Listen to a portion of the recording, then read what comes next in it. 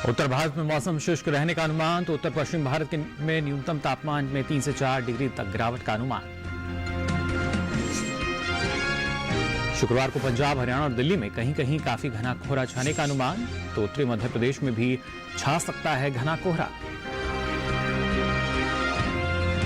और 2 दिन तमिलनाडु, पुडुचेरी में कहीं कहीं भारी बारिश का अंदेशा। शुक्रवार को केरल और कर्नाटक के भीतरी इलाकों में भी खूब बरसेंगे बादल।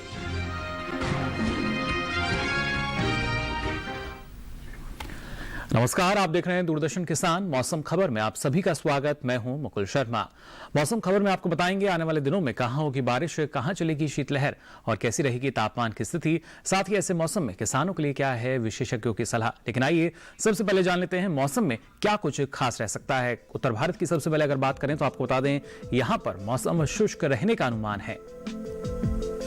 उत्तर पश्चिम भारत के अगर न्यूनतम तापमान की बात करें तो यहां पर 3 से 4 डिग्री तक गिरावट की संभावना जताई गई है। वहीं 2 दिन पंजाब, हरियाणा और राजस्थान में कहीं कहीं दिन सर्द रह सकता है। शुक्रवार को और इसके साथ साथ शनिवार को पंजाब, हरियाणा और राजस्थान में कहीं कहीं शीतलहर चलने के आसार हैं।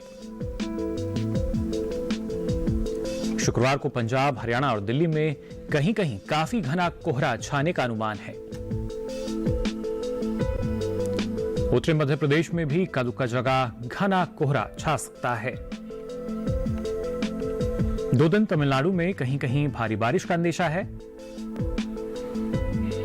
2 दिन पुडुचेरी में कहीं कहीं भारी बारिश का अंदेशा जताया गया है।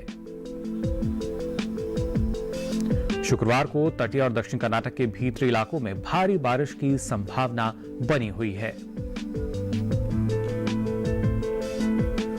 केरल और माही की अगर बात करें तो शुक्रवार को इक्का दुक्का जगह यहां तेज बारिश हो सकती है।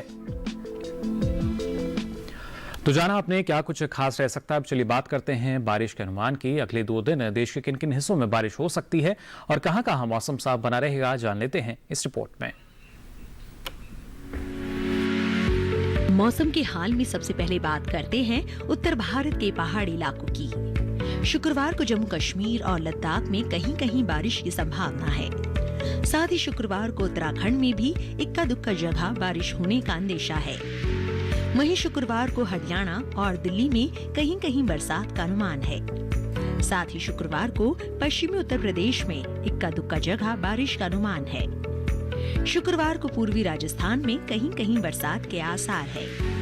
वहीं 2 दिन पूर्वी भारत के गांगे पश्चिम बंगाल में बारिश का अनुमान नहीं है। जबकि शुक्रवार और शनिवार को उप हिमालय पश्चिम बंगाल और सिक्किम में कहीं कहीं बारिश की संभावना है। वहीं अगले 2 दिन असम और मेघालय में बरसात के आसार नहीं है। जबकि शुक्रवार और शनिवार को अरुणाचल प्रदेश में कहीं कहीं बारिश का अनुमान है। वहीं 2 दिन नागालैंड, मणिपुर, मिजोरम और त्रिपुरा में बारिश की संभावना नहीं है। साथ ही अगले 2 दिन बिहार, झारखंड और ओडिशा में भी बरसात के आसार नहीं है। अगर मध्य भारत की बात करें तो शुक्रवार और शनिवार को पूर्वी और पश्चिमी मध्य प्रदेश में कहीं कहीं बारिश की संभावना है। वहीं 2 दिन छत्तीसगढ़ में बरसात के आसार नहीं है। जबकि शुक्रवार और शनिवार को मध्य महाराष्ट्र में कुछ जगह बारिश की संभावना है। साथ ही अगले 2 दिन कोंकण गोवा में कुछ जगह बारिश का अनुमान है। वहीं शुक्रवार और शनिवार को मराठवाड़ा में इक्का दुक्का जगह बरसात का अंदेशा है। अगले 2 दिन गुजरात में भी अलग अलग स्थानों पर बादल बरस सकते हैं। दक्षिण भारत की बात करें तो शुक्रवार और शनिवार को तटीय आंध्र प्रदेश में कहीं कहीं बरसात का अनुमान है। अगले 2 दिन रायलसीमा में भी इक्का दुक्का जगह बरसात के आसार हैं। साथ ही शुक्रवार को तेलंगाना में कहीं कहीं बरसात संभव है। वहीं शुक्रवार और शनिवार को तमिलनाडु और पुडुचेरी में अनेक जगहों पर बारिश की संभावना है। 2 दिन कर्नाटक के तटीय इलाकों में अधिकतर जगहों पर बरसात होने के आसार हैं। साथ ही शुक्रवार को उत्तरी और दक्षिणी कर्नाटक के भीतरी हिस्सों में भी कई जगह बारिश का अंदेशा है। शुक्रवार को केरल के ज्यादातर इलाकों में बारिश का अनुमान है। वहीं 2 दिन अंडमान और निकोबार द्वीप समूह में कुछ जगह बारिश की संभावना बनी हुई है। साथ ही शुक्रवार को लक्षद्वीप में कई जगह बरसात के आसार हैं। तो जाना आपने देश में बारिश की स्थिति क्या रह सकती है, लेकिन बात अगर करें पिछले 24 घंटों की तो बारिश कहां कहां दर्ज की गई ये आपको बता देते हैं। सबसे पहले अगर बात की जाए जम्मू कश्मीर और लद्दाख की तो यहां पर कई जगह बारिश दर्ज की गई। साथ ही गिलगित बल्तिस्तान और मुजफ्फराबाद में भी कई जगह बादल बरसे। हिमाचल प्रदेश और उत्तराखंड में भी अनेक जगहों पर बारिश दर्ज की गई। वहीं हरियाणा और दिल्ली में भी कहीं कहीं बारिश हुई। बात अगर करें पश्चिमी उत्तर प्रदेश की तो यहां भी कुछ जगह बारिश दर्ज की गई। बिहार में भी इक्का दुक्का जगह बादल बरसे। पूर्वी राजस्थान में भी कहीं कहीं बारिश दर्ज की गई। पश्चिमी मध्य प्रदेश में भी इक्का दुक्का जगह बारिश हुई। इसके साथ साथ आप देख सकते हैं तमिलनाडु, पुडुचेरी और कराईकल में कहीं कहीं बेहद भारी बारिश दर्ज की गई। केरल और माहे में भी कहीं कहीं झमाझम बारिश हुई। आंध्र प्रदेश के तटीय इलाकों में भी तेज बारिश दर्ज की गई तो रायलसीमा में भी इक्का दुक्का जगह भारी बरसात हुई। वहीं कर्नाटक के तटीय और दक्षिण इलाकों में भी कहीं कहीं जमकर बारिश दर्ज की गई। साथ ही मध्य महाराष्ट्र में भी कहीं कहीं पानी बरसा। कोंकण गोवा में भी कहीं कहीं बादल बरसे। लक्षद्वीप के ज्यादातर हिस्सों में भी बारिश दर्ज की गई। इसके साथ ही तेज हवाओं की अगर बात करें तो जम्मू कश्मीर और लद्दाख में कहीं कहीं तेज हवाएं चलीं। गिलगित बल्तिस्तान और मुजफ्फराबाद में भी कहीं कहीं तेज हवाएं दर्ज की गईं। हरियाणा और दिल्ली में भी इक्का दुक्का जगह तेज हवाएं चलीं। वहीं तमिलनाडु, पुडुचेरी और केरल में भी कहीं कहीं तेज हवाएं दर्ज की गईं। कोहरे की अगर बात करें तो पंजाब में कहीं कहीं काफी घना कोहरा छाया रहा। राजस्थान में भी इक्का दुक्का जगह काफी घना कोहरा देखने को मिला तो वहीं मध्य प्रदेश के कुछ हिस्सों में भी घना कोहरा छाया रहा। हिमाचल प्रदेश में भी कहीं कहीं हल्का कोहरा छाया रहा। इसी तरह हरियाणा और दिल्ली में भी कहीं कहीं मध्यम कोहरा देखने को मिला। और आइए अब आगे बढ़ते हैं, बात करते हैं तापमान की स्थिति की। सबसे पहले जान लेते हैं अधिकतम तापमान का हाल। खासतौर से बात अगर करें पूर्वी उत्तर प्रदेश की तो यहाँ पर आप देख सकते हैं कई जगह अधिकतम तापमान सामान्य के मुकाबले 5 डिग्री सेल्सियस अधिक दर्ज किया गया। इसके साथ साथ झारखंड के कई इलाकों में भी अधिकतम तापमान सामान्य के मुकाबले 5 डिग्री सेल्सियस अधिक रहा। ओडिशा में भी कुछ जगह अधिकतम तापमान सामान्य के मुकाबले 5 डिग्री सेल्सियस ऊपर दर्ज हुआ। साथ ही पूर्वी मध्य प्रदेश में भी कुछ स्थानों पर अधिकतम तापमान की यही स्थिति दर्ज की गई। इसके साथ ही अगर बात की जाए असम और मेघालय की तो यहाँ पर आप देख सकते हैं कई हिस्सों में अधिकतम तापमान सामान्य के मुकाबले 3 से 5 डिग्री सेल्सियस अधिक रहा। साथ ही उप हिमालय पश्चिम बंगाल और सिक्किम में कई जगह अधिकतम तापमान सामान्य के मुकाबले 3 से 5 डिग्री सेल्सियस ऊपर यानी अधिक दर्ज किए गए। पश्चिमी राजस्थान की अगर बात करें तो कहीं कहीं अधिकतम तापमान सामान्य के मुकाबले 5 डिग्री सेल्सियस से नीचे दर्ज हुआ। वहीं हरियाणा और दिल्ली के कुछ हिस्सों में भी अधिकतम तापमान सामान्य के मुकाबले 3 से 5 डिग्री सेल्सियस कम यानी नीचे दर्ज किया गया। देश के मैदानी इलाकों में सबसे अधिक तापमान तटीय कर्नाटक के मैंगलोर में दर्ज हुआ। यहां अधिकतम तापमान 35.6 डिग्री सेल्सियस रहा। और आइए अधिकतम तापमान के बाद अब बात करते हैं न्यूनतम तापमान की स्थिति की। सबसे पहले बात अगर पंजाब की जाए तो ज्यादातर इलाकों में यहां न्यूनतम तापमान सामान्य के मुकाबले 5 डिग्री सेल्सियस ऊपर दर्ज किया गया। हरियाणा और दिल्ली में भी अधिकतर जगह न्यूनतम तापमान सामान्य के मुकाबले 5 डिग्री सेल्सियस अधिक रहा। साथ ही उत्तर प्रदेश में कई जगह न्यूनतम तापमान सामान्य के मुकाबले 5 डिग्री सेल्सियस अधिक दर्ज किया गया। इसके अलावा झारखंड में भी कई स्थानों पर न्यूनतम तापमान सामान्य के मुकाबले 5 डिग्री सेल्सियस अधिक रहा। बात अगर करें आगे पश्चिम बंगाल की तो यहाँ पर कई जगह न्यूनतम तापमान सामान्य के मुकाबले 3 से 5 डिग्री सेल्सियस अधिक दर्ज किया गया। साथ ही पूर्वी मध्य प्रदेश में भी कई जगह न्यूनतम तापमान सामान्य के मुकाबले 3 से 5 डिग्री सेल्सियस अधिक दर्ज हुआ। जबकि सौराष्ट्र और कच्छ में कुछ जगह न्यूनतम तापमान सामान्य के मुकाबले 3 से 5 डिग्री सेल्सियस नीचे रहा। साथ ही गुजरात में भी कहीं कहीं न्यूनतम तापमान सामान्य के मुकाबले 3 से 5 डिग्री सेल्सियस कम यानी नीचे दर्ज किया गया। इस बीच देश में सबसे कम तापमान सौराष्ट्र और कच्छ के बलिया में दर्ज हुआ। यहां न्यूनतम तापमान 5.2 डिग्री सेल्सियस रहा। तो जाना आपने तापमान और बारिश का हाल। इसके साथ ही मौसम खबर में यहाँ वक्त हो चला एक छोटे से ब्रेक का। ब्रेक के बाद भी आपको बताएंगे मौसम से जुड़ी कुछ खास जानकारी। आप बने रहिए दूरदर्शन किसान पर।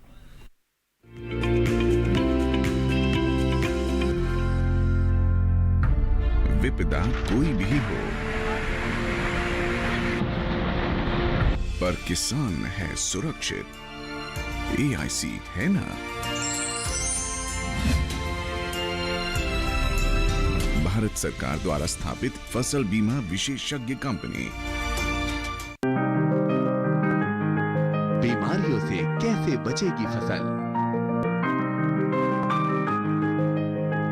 मवेशियों की मुश्किलों का क्या है हल? कहां से लाएं बीज, कितनी लगेगी खाद? किसानों के हर फोन का विशेषज्ञ देंगे जवाब। देखिए हेलो किसान लाइव सोमवार से शुक्रवार शाम 6 बजे।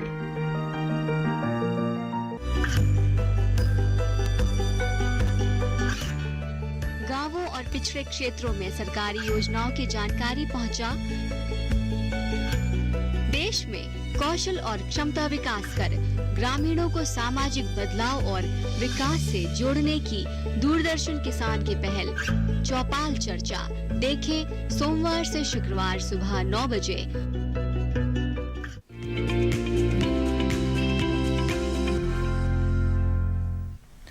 ब्रेक के बाद आप सभी का एक बार फिर स्वागत मौसम खबर में। अब चलिए आगे बढ़ते हैं। आपको बताते हैं किसानों को अभी फसलों पर विशेष ध्यान देने की आवश्यकता है। अगर किसान कृषि विशेषज्ञों की सलाह से फसलों की देखभाल करें तो अच्छी पैदावार ले सकते हैं।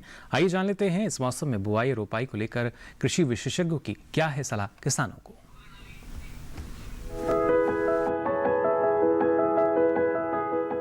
कर्नाटक में मूंगफली की बुआई करें। इस समय कुसुम में कीट लगने का अंदेशा है। ऐसे में कृषि विशेषज्ञों की सलाह से कुसुम में कीटनाशक का छिड़काव करें। किसान भिंडी की बुआई कर सकते हैं। यहीं गन्ने की रुपाई कर ले, वहीं बैंगन की बुआई करते रहें। इसी तरह तोरई और खीरे की बुआई करें। वहाँ काजू में कीटों से बचाव के लिए कीटनाशक छिड़कें। अभी करेले और पालक की बुआई के लिए समय उपयुक्त है। कर्नाटक में नारियल की रुपाई कर सकते हैं। किसान सुपारी के खेत की देखभाल करें। इस समय धान की खेती के लिए खेत तैयार कर ले। इसके अलावा दलहन में चने और काबुली चने की बुआई करें। साथ ही मूंग और उड़द की बुआई भी करते रहें। इस मौसम में टमाटर और लाल मिर्च में जरूरी उर्वरक डालें। केरल में धान के खेत से खरपतवार निकाल ले। धान के खेत में निराई भी करें। किसान नारियल के खेत में जरूरी उर्वरक का इस्तेमाल कर सकते हैं। यहीं केले की रुपाई कर सकते हैं। केले के खेत में निराई कर ले। केले के खेत में जैविक खाद का प्रयोग करें। साथ ही रबड़ के खेत से घास फूस निकाले। रबड़ की रुपाई कर ले। रबड़ के खेत में ही जरूरी उर्वरक डाल सकते हैं। अभी रबड़ में फफूंदी से बचाव के लिए कीटनाशक का प्रयोग करें। इस समय लाल मिर्च में कीट लगने की संभावना दिखाई दे रही है। ऐसे में कृषि विशेषज्ञों की सलाह से लाल मिर्च में कीटनाशक का छिड़काव कर ले।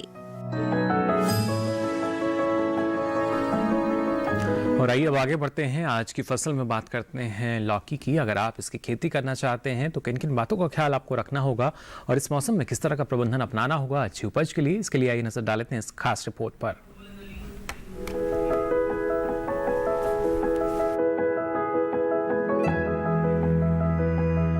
ये मौसम लौकी यानी घिया की बुआई के लिए बेहतर है। इस समय किसान अपने खेतों में टनल बनाकर यानी सुरंग विधि से लौकी की बुआई कर सकते हैं।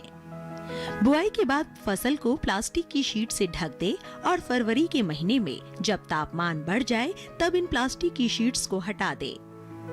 लौकी को गर्मी और बरसात दोनों में बोया जा सकता है। मैदानी भागों में गर्मी की फसल की बुआई जनवरी से मार्च तक की जा सकती है और बरसाती फसल के लिए जून जुलाई उपयुक्त है। बुआई से पहले खेत में निराई कर खरपतवार को पूरी तरह से साफ कर ले और जमीन को समतल कर ले। बुआई के लिए 1 हेक्टेयर में संकर किस्म के बीज 5 से 7 किलो जबकि दूसरी किस्मों के 6 से 8 किलो बीज ले। 1 हेक्टेयर में 100 किलो नाइट्रोजन, 50 किलो फॉस्फेट और 60 किलो पोटेशियम की जरूरत होती है। सभी उर्वरक आधार खुराक के रूप में यानी बोते समय ही दे। बात अगर सिंचाई की करें तो शुरुआत में फसल की जरूरत के हिसाब से और फूल आने की अवस्था में हर 5वें दिन सिंचाई करें।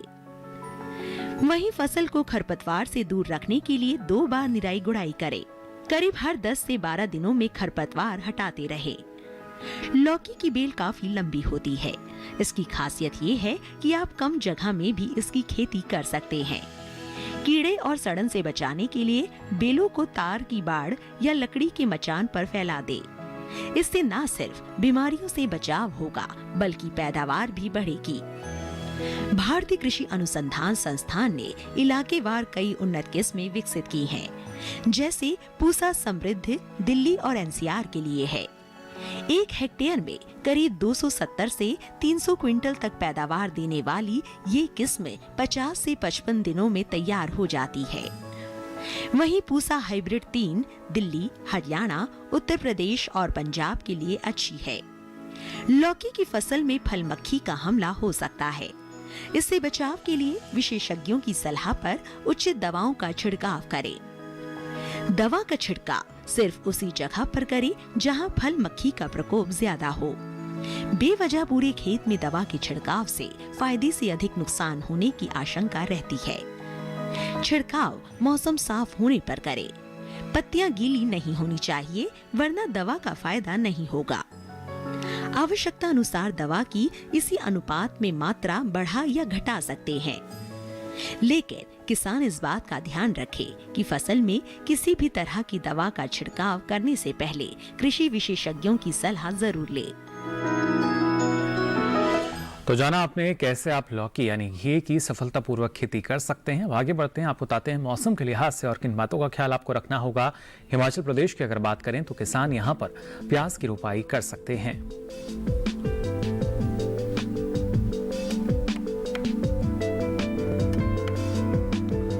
साथ ही किसान हिमाचल प्रदेश में टमाटर और गोभी की फसल में निराई और गुड़ाई का काम करें। हिमाचल प्रदेश के किसान गाजर और मूली में इस वक्त निराई कर सकते हैं। साथ ही अभी सरसों की फसल में कीट लगने का अंदेशा है।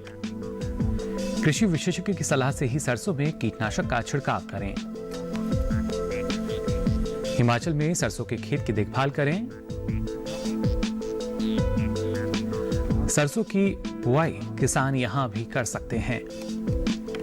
हिमाचल प्रदेश में सरसों में विरलीकरण करें। शलगम और मेथी के खेत में निराई और गुड़ाई किसान कर लें।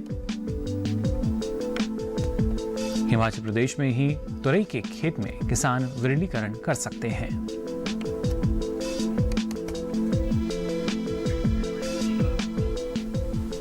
और इसी के साथ ही मौसम खबर में यहाँ वक्त हो चला एक और छोटे से ब्रेक का। ब्रेक के बाद भी आपको बताएंगे मौसम से जुड़ी कुछ खास जानकारी। आप देखते रहिए दूरदर्शन किसान।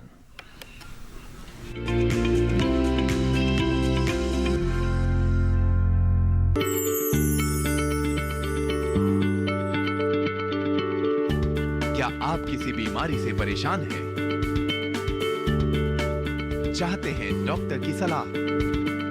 तो हम हैं आपके साथ। बताएंगे आपको जीने की राह। समस्याएं आपकी, समाधान देश के मशहूर विशेषज्ञों के। घर बैठे बात करें देश के जाने माने डॉक्टरों से। हमारे लाइव प्रोग्राम स्वस्थ किसान में हर शनिवार शाम 6 बजे से 7 बजे तक। ये कामयाबी है अन्नदाता की। ये कहानी है खेत और खलिहानों की। कैसे करें अपने पशुओं की देखभाल, जानिए गांव-गांव के किसानों का हाल। देखिए गांव किसान सोमवार से शुक्रवार दोपहर 12 बजे सिर्फ डीडी किसान पर।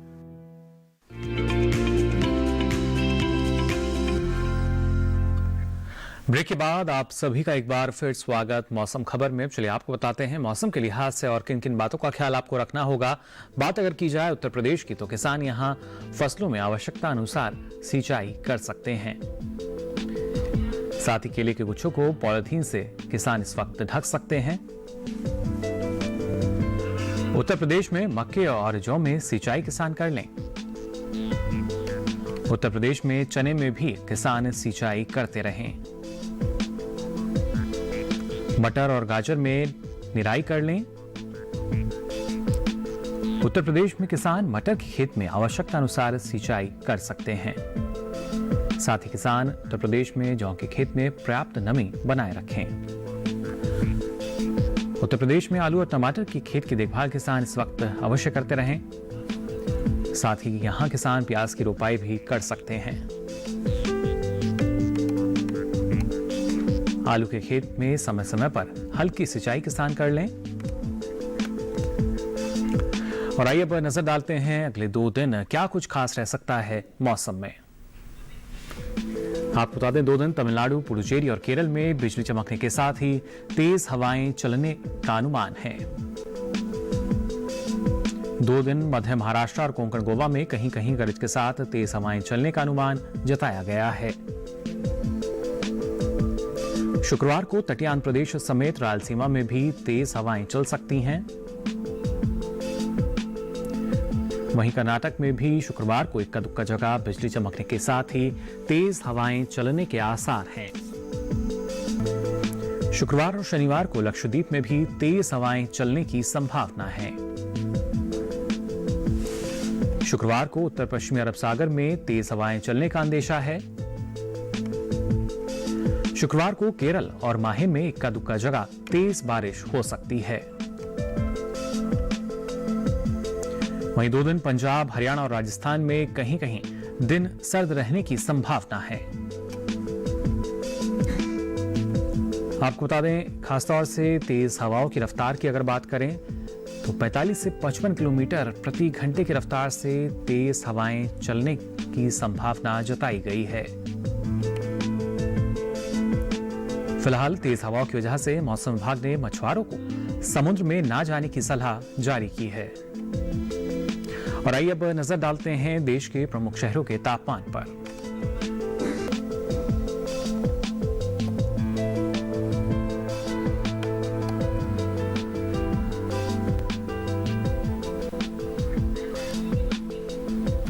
तो फिलहाल के लिए इस बुलेटिन में बस इतना ही। मौसम की ताजा जानकारी और कृषि सलाह के साथ फिर होंगे हाजिर। तब तक के लिए दीजिए इजाजत। नमस्कार।